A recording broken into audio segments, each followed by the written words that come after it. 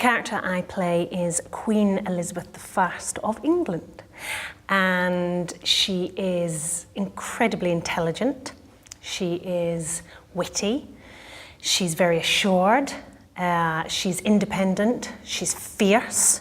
The conflicts in the play, she's constantly facing threats to her crown. Her biggest rival in the play is Queen Mary of Scots, which brings us on to another conflict, which is her jealousy, good old-fashioned jealousy of a woman who is younger and more attractive than she is. She is having to rule a country of men who basically don't believe that a woman can possibly be a reasoning power. And she also has an inner conflict, which is her love for a man who she knows, if she marries, will diminish her power and ultimately lose her crown.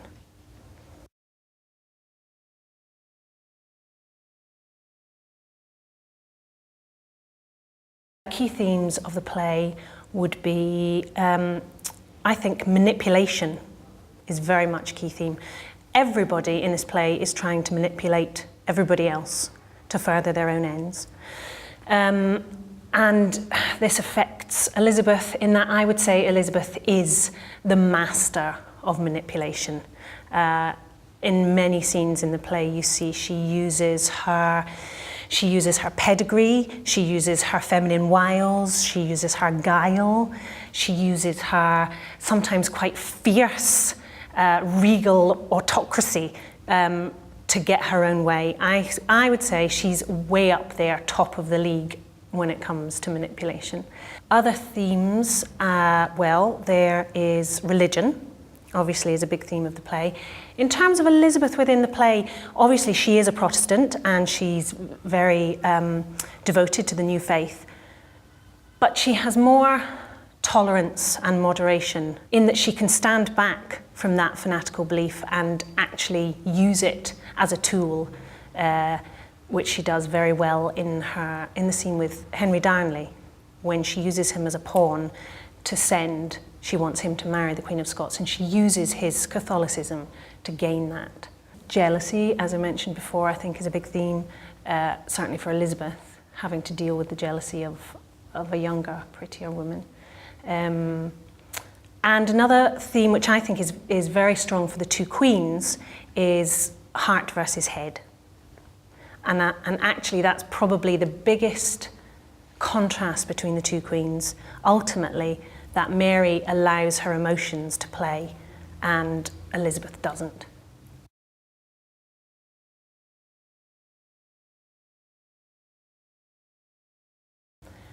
In a lot of the play, we see how clever she is, how politically astute she is, how well she manages her own emotions and manages the people around her. She's brilliant at it. And I think what's great about this particular scene, we find Elizabeth having just been given the news that Mary has had a child. Not only has she had a child, but she's had a son. And it's a really clear insight into the woman.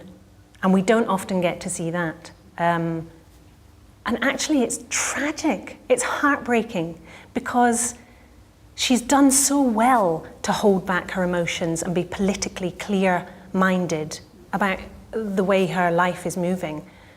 And it's just a little moment where she sees this other woman happy, and it just makes her analyse in a very bitter way her own life.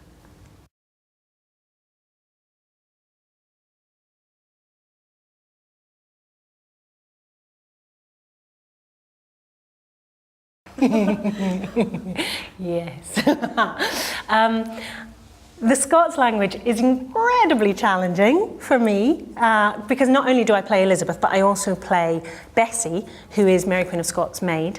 I also play Lizzie, who's a wee tarty girl, and I play wee Betty, a wee Scots girl in a playground. So I have to use the Scots language quite a lot, and it's very alien to me in terms of speaking. I find that my getting my mouth to make the right shapes for it it's like doing tongue twisters for me. I do find it very, very difficult. My fellow cast members are helping me and supporting me and laughing at me. So, you know, it's fine. I'm getting there. Eventually, I think I'll be okay. What it adds to the play, I mean, it's beautiful. When it's coming out of the right mouth, I listen to Annie as Corby, and it's so rich, it adds so much poetry.